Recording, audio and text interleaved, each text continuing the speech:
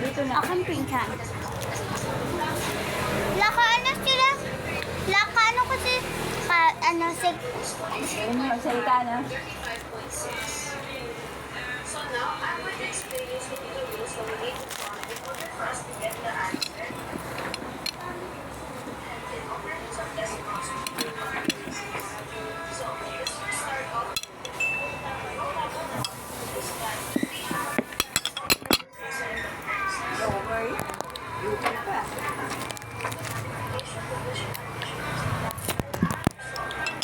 let's try the yellow.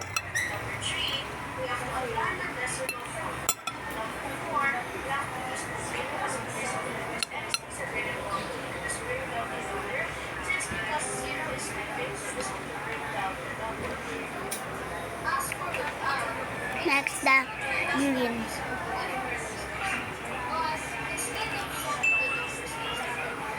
Nakain ko na yung yellow. So, green naman.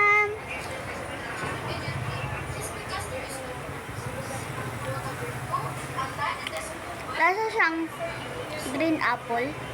Hindi siya lasang grapes. Ay, grapes. Tapos yung isa, parang pineapple. now, let's give out the example of operations of decimals with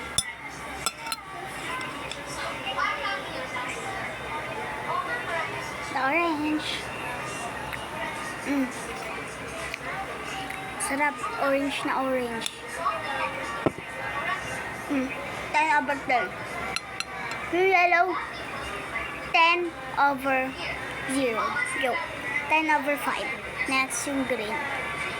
10 over 9. Next yung red. 4 na flavors.